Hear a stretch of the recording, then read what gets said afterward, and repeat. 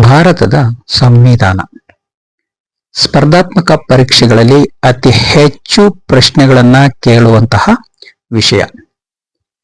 ನೀವು ಯಾವುದೇ ಪರೀಕ್ಷೆಗಳನ್ನ ಎದುರಿಸಿದರೂ ಭಾರತದ ಸಂವಿಧಾನಕ್ಕೆ ಸಂಬಂಧಪಟ್ಟಂತಹ ಪ್ರಶ್ನೆಗಳನ್ನ ನೀವು ನೋಡಬಹುದು. ಈ ಎಲ್ಲಾ ಪ್ರಶ್ನೆಗಳು MCQ ಅಂದ್ರೆ ಬಹು ಆಯ್ಕೆ ಮಾದರಿಯ ಪ್ರಶ್ನೆಗಳೇ ಆಗಿರ್ತವೆ. ಯಾವುದು ಕೂಡ ನೇರವಾದಂತಹ ಪ್ರಶ್ನೆಗಳು ಬರೋದಿಲ್ಲ. ಈ ಹಿನ್ನೆಲೆಯಲ್ಲಿ ವಿದ್ಯಾರ್ಥಿಗಳಿಗೆ ಅನುಕೂಲವಾಗುವ ದೃಷ್ಟಿಯಿಂದ ನಾವೇ ಸ್ವತಃ ತಯಾರು ಮಾಡಿದಂತಹ MCQ ಪ್ರಶ್ನೆಗಳು ಅಂದ್ರೆ ಬಹು ಆಯ್ಕೆ ಮಾದರಿಯ ಪ್ರಶ್ನೆಗಳಿಗೆ ಉತ್ತರವನ್ನ ನೀಡುವುದರ ಜೊತೆಗೆ ಅದಕ್ಕೆ ವಿವರಣೆಯನ್ನು ಕೂಡ ನೀಡುವಂತಹ ಒಂದು ಪ್ರಯತ್ನವನ್ನ ನಾವು ಮಾಡ್ತಾ ಇದ್ದೇವೆ. ನಿಮಗೆ ಈ ಪುಸ್ತಕ ಬೇಕಾದರೆ ನಮ್ಮ ವಾಟ್ಸಪ್ ನಂಬರ್ಗೆ ಮೆಸೇಜ್ ಅನ್ನ ಹಾಕ್ಬಹುದು. ಈಗ ನಾವು ಮೊದಲನೇ ಪ್ರಶ್ನೆಯನ್ನ ನೋಡೋಣ. ಸಂವಿಧಾನಕ್ಕೆ ಸಂಬಂಧಿಸಿದಂತೆ ಯಾವ ಹೇಳಿಕೆ ತಪ್ಪಾಗಿದೆ? ಎ. ಸಂವಿಧಾನ ಎಂಬ ಪದ ಲ್ಯಾಟಿನ್ನ ಕಾನ್ಸ್ಟಿಟ್ಯೂಟ್ ಎಂಬ ಪದದಿಂದ ಬಂದಿದೆ. ಬಿ. ಸ್ಥಾಪಿಸು, ಸಂಯೋಜಿಸು, ರಚಿಸು ಎಂಬ ಅರ್ಥ ಕೊಡುತ್ತದೆ. ಕಾನ್ಸ್ಟಿಟ್ಯೂಟ್ ಎಂದರೆ ರಾಜ್ಯಶಾಸ್ತ್ರ ಎಂಬ ಅರ್ಥ ಬರುತ್ತದೆ. ಸಂವಿಧಾನ ಪ್ರಜಾಪ್ರಭುತ್ವದ ಬೇರು. ಸರಿಯಾದ ಉತ್ತರ ಸಿ. ಇಲ್ಲಿ ಕಾನ್ಸ್ಟಿಟ್ಯೂಟ್ ಎಂದರೆ ರಾಜ್ಯಶಾಸ್ತ್ರ ಎಂಬ ಅರ್ಥ ಬರುವುದಿಲ್ಲ. ಕಾನ್ಸ್ಟಿಟ್ಯೂಟ್ ಎಂದರೆ ಸ್ಥಾಪಿಸು, ಸಂಯೋಜಿಸು, ರಚಿಸು ಎಂಬ ಅರ್ಥ ಬರುತ್ತದೆ. ಈ ಕಾನ್ಸ್ಟಿಟ್ಯೂಟ್ ಎಂಬ ಪದ ಇಂಗ್ಲಿಷ್ನ ಕಾನ್ಸ್ಟಿಟ್ಯೂಷನ್ ಇಂದ ಬಂದಿದೆ. ಈ ಕಾನ್ಸ್ಟಿಟ್ಯೂಟ್ ಎಂಬ ಪದ ಲ್ಯಾಟಿನ್ ಭಾಷೆಯಾಗಿದೆ. ಇದರ ಅರ್ಥ ಸ್ಥಾಪಿಸು, ಸಂಯೋಜಿಸು, ರಚಿಸು ಎಂಬ ಅರ್ಥ ಬರುತ್ತದೆ. ಇದರ ಜೊತೆಗೆ ಸಂವಿಧಾನ ಎಂಬುದು ಪ್ರಜಾಪ್ರಭುತ್ವ ಸರ್ಕಾರಗಳ ತಾಯಿ ಬೇರು. ಅಂದ್ರೆ ಈ ಪ್ರಜಾಪ್ರಭುತ್ವ ಸರ್ಕಾರಗಳು ಯಾವ ಮಾರ್ಗದಲ್ಲಿ ನಡೆಯಬೇಕು ಎಂಬ ವಿವರಣೆಯನ್ನ ಈ ಸಂವಿಧಾನ ನೀಡುತ್ತೆ. ಎರಡನೇ ಪ್ರಶ್ನೆಯನ್ನ ನಾವು ನೋಡೋಣ. ಭಾರತದ ಸಂವಿಧಾನವು ಈ ವಿಧಾನಕ್ಕೆ ಸೇರ್ಪಡೆ ಆಗುವುದಿಲ್ಲ. ಆ. ಲಿಖಿತ ಸಂವಿಧಾನ. ಬ. ಅಲಿಖಿತ ಸಂವಿಧಾನ. ಡ. ಕಠಿಣ ಸಂವಿಧಾನ. ಕ. ಏಕಾತ್ಮಕ ಸಂವಿಧಾನ. ಆಯ್ಕೆಗಳನ್ನ 4 ಆಯ್ಕೆಗಳನ್ನ ನೀಡಲಾಗಿದೆ. ಇದರಲ್ಲಿ ಸರಿಯಾದ ಉತ್ತರ ಬಿ. ಯಾಕೆಂತ ಹೇಳಿದ್ರೆ ಭಾರತ ಸಂವಿಧಾನ ಅಲಿಖಿತ ಸಂವಿಧಾನ ಅಲ್ಲ, ಜೊತೆಗೆ ಕಠಿಣ ಸಂವಿಧಾನವೂ ಅಲ್ಲ.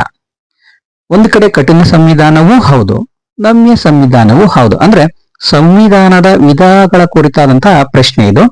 ಹಾಗಾಗಿ ಭಾರತ ಒಂದು ಲಿಖಿತ ಸಂವಿಧಾನ ಅಂತ ನಿಮ್ಗೆಲ್ಲ ಗೊತ್ತಿದೆ. ಅದರ ಜೊತೆಗೆ ಏಕಾತ್ಮಕ ಸಂವಿಧಾನ ಅಂದ್ರೆ ಯಾವುದೇ ರಾಜ್ಯಗಳು ತನ್ನದೇ ಆದಂತಹ ಸಂವಿಧಾನವನ್ನ ಹೊಂದಿಲ್ಲ. ಕೇವಲ ಕೇಂದ್ರದಲ್ಲಿ ಮಾತ್ರ ಸಂವಿಧಾನವನ್ನ ನಾವು ನೋಡಬಹುದು. ಅಂದ್ರೆ ಇದನ್ನ ಕೇಂದ್ರೀಕೃತ ಸಂವಿಧಾನ ಅಂತ ನಾವು ಕರಿತೀವಿ. ಜೊತೆಗೆ ಏಕಾತ್ಮಕ ಸಂವಿಧಾನದ ಜೊತೆಗೆ ಈ ಭಾರತದ ಸಂವಿಧಾನ ಸರಳವಾಗಿಯೂ ಕೂಡ ಇದೆ, ಕಠಿಣವಾಗಿಯೂ ಕೂಡ ಇದೆ. ಮೂರನೇ ಪ್ರಶ್ನೆಯನ್ನ ನಾವು ನೋಡೋಣ. ಅಲಿಖಿತ ಸಂವಿಧಾನಕ್ಕೆ ಉದಾಹರಣೆ ಎಲ್ಲ? ಆಯ್ಕೆಗಳು ಬ್ರಿಟನ್ ಮತ್ತು ಸೌದಿ ಅರೇಬಿಯಾ, ಸೌದಿ ಅರೇಬಿಯಾ ಮತ್ತು ನ್ಯೂಜಿಲ್ಯಾಂಡ್, ನ್ಯೂಜಿಲ್ಯಾಂಡ್ ಮತ್ತು ಇಸ್ರೇಲ್, ಕೆನಡಾ ಮತ್ತು ಬಾಂಗ್ಲಾದೇಶ. ಸರಿಯಾದ ಉತ್ತರ ಡಿ. ಪ್ರಪಂಚದಲ್ಲಿಯೇ ಬ್ರಿಟನ್ ಹೊರತುಪಡಿಸಿದರೆ ಅಲಿಖಿತ ಸಂವಿಧಾನವನ್ನ ಹೊಂದಿರುವ ರಾಷ್ಟ್ರಗಳೆಂದರೆ 1 ನ್ಯೂಜಿಲ್ಯಾಂಡ್, ಸೌದಿ ಅರೇಬಿಯಾ, ಇಸ್ರೇಲ್. ಇವು ಅಲಿಖಿತ ಸಂವಿಧಾನವನ್ನ ಹೊಂದಿವೆ. ಅಂದ್ರೆ ತಮ್ಮದೇ ಆದಂತಹ ಕೆಲವೊಂದು ನೀತಿ ನಿಯಮಗಳ ಆಧಾರದ ಮೇಲೆ ಆಡಳಿತವನ್ನ ನಡೆಸ್ತವೆ. ಇದರ ಜೊತೆಗೆ ಕೆನಡಾ ಭಾಗಶಃ ಅಲಿಖಿತ ಸಂವಿಧಾನ, ಅಂದ್ರೆ ಇದು ಲಿಖಿತ ಸಂವಿಧಾನವನ್ನು ಒಳಗೊಂಡಿದೆ. ಇದರ ಜೊತೆಗೆ ಅಲಿಖಿತ ಸಂವಿಧಾನದ ಕೆಲವೊಂದು ವಿಧಾನಗಳನ್ನ ಇದು ಒಳಪಡಿಸುತ್ತೆ. ಇದರ ಜೊತೆಗೆ ಬಾಂಗ್ಲಾದೇಶ ತನ್ನದೇ ಆದಂತಹ ಸಂವಿಧಾನವನ್ನ ಒಳಗೊಂಡಿದೆ. ಹಾಗಾಗಿ ಸರಿಯಾದ ಉತ್ತರ ಕೆನಡಾ ಮತ್ತು ಬಾಂಗ್ಲಾದೇಶ. ಇವು ಅಲಿಖಿತ ಸಂವಿಧಾನಕ್ಕೆ ಉದಾಹರಣೆಯಲ್ಲ, ಇವೆರಡು ಕೂಡ ಲಿಖಿತ ಸಂವಿಧಾನಕ್ಕೆ ಉದಾಹರಣೆ.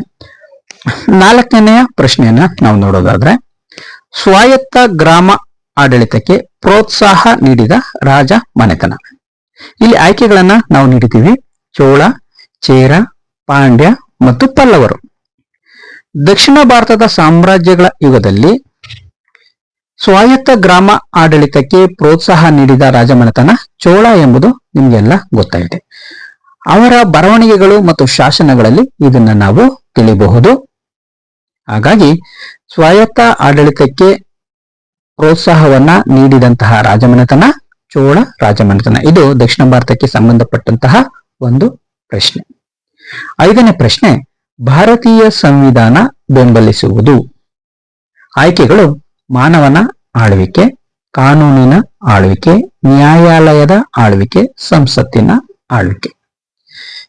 ಪ್ರಪಂಚದ ಯಾವುದೇ ಸಂವಿಧಾನ ಪ್ರಜಾಪ್ರಭುತ್ವದಲ್ಲಿ ಒಂದು ಉತ್ತಮವಾದಂತಹ ಧ್ಯೇಯವನ್ನ ಒಳಗೊಂಡಿರ್ತದೆ. ಯಾವಾಗಲೂ ಅಷ್ಟೇ ಈ ಸಂವಿಧಾನ ಮಾನವನ ಆಳ್ವಿಕೆಗಿಂತ ಕಾನೂನಿನ ಆಳ್ವಿಕೆಗೆ ಬೆಂಬಲವನ್ನ ವ್ಯಕ್ತಪಡಿಸುತ್ತೆ.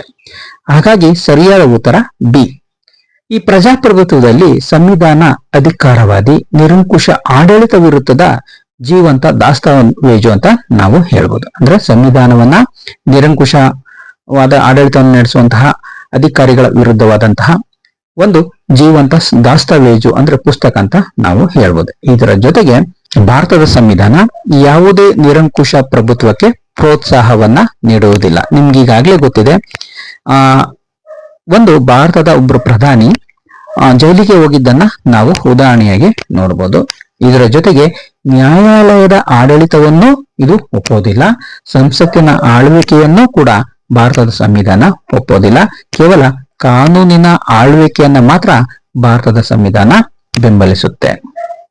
ಇದಿಷ್ಟು 5 ಪ್ರಶ್ನೆಗಳು. ಈ 5 ಪ್ರಶ್ನೆಗಳಿಗೆ ಸರಳವಾದಂತಹ ಪ್ರಶ್ನೆಗಳು, ಮತ್ತೆ ಇದು MCQ ಅಂದ್ರೆ ಬಹು ಆಯ್ಕೆ ಮಾದರಿಯ ಪ್ರಶ್ನೆಗಳನ್ನ ಒಳಗೊಂಡಿರುವಂತಹ ಒಂದು ತರಗತಿ. ಮುಂದಿನ ತರಗತಿಯಲ್ಲಿ ಮತ್ತೆ 5 ಪ್ರಶ್ನೆಗಳ ಬಗ್ಗೆ ಒಂದು ಸಮಗ್ರವಾದಂತಹ ಮಾಹಿತಿಯನ್ನ ನೋಡೋಣ.